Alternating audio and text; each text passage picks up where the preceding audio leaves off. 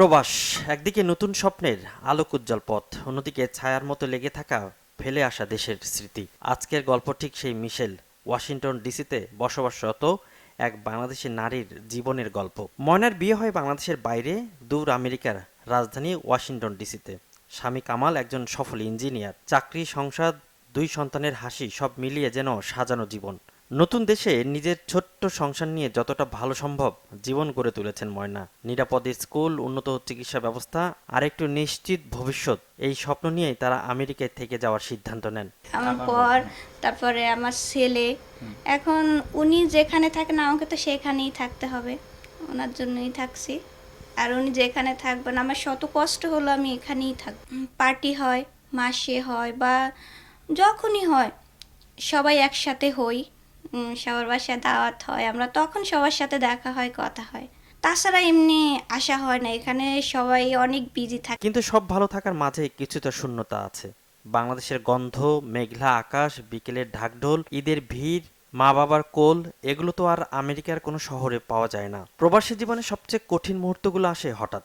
কখনো সন্তানের জন্মদিনে আত্মীয়দের অনুপস্থিতি, কখনো ঈদের সকালে বাসায় নিস্তব্ধতা, আবার কখনো মায়ের অসুস্থতার খবর যা স্ক্রিনের ওপারে বসে ছুঁয়ে দেখারও উপায় নেই। বেবির সাথে সকালবেলা কাটিয়ে দিই, তারপর ও স্কুলে চলে যায়, তারপর বাসার কাজ আছে, নিজের মতো করে থাকি বা হয়তো কারোর সাথে কথা বলি একটু ফোনে। তারপর আবার বেবিকে স্কুল থেকে নিয়ে আসলে ওর সাথেই সময় কেটে যায়, ওকে নিয়েই সারাদিন। ময়না মাঝে মধ্যে ভাবেন দেশে ফিরবেন, হয়তো ফিরতে পারতেন যদি শুধু নিজের কথা চিন্তা করতেন। কিন্তু সন্তানের ভবিষ্যৎ, সেই চিন্তা তাকে প্রতিনিয়ত শক্ত করে। নিজের কষ্ট, নিজের অভাব, নিজের কান্না সব চাপা দিয়ে সন্তানকে এগিয়ে নেয়ার সিদ্ধান্তই তিনি বেছে নিয়েছেন। এখন আসলে সব কিছু আমার ছেলের জন্যই। ও যে ও নেক্সট জেনারেশন আমাদের থেকে, ও কীভাবে বড় হবে, কীভাবে ওর ভালো হবে, সেজন্যই থাকা। আমার অনেক কষ্ট হয় জানি, বাট ওর ভবিষ্যতের জন্য দেখি আমাকে থাক। আমার নিজের কোনো পরিকল্পনা আমি এখন করি না, আমার যা আমি সব আমার ছেলেকে নিয়েই করি।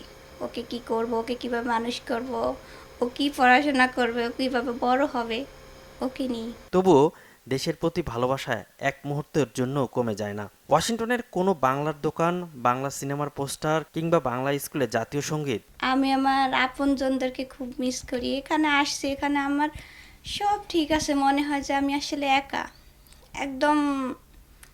সারাদিন কেমন যেন লাগে, হয়তো দেশের একটা মানুষ দেখি না। আমার দেশে দেশে হলে হয়তো একটা মানুষ দেখলে একটা কথাও বলতে পারতাম, বাট এখানে হয় না। কিন্তু বাসায় আসছি, এমনি ঠিক আছে, বাট আমি আমার দেশটাকে খুব মিস করি।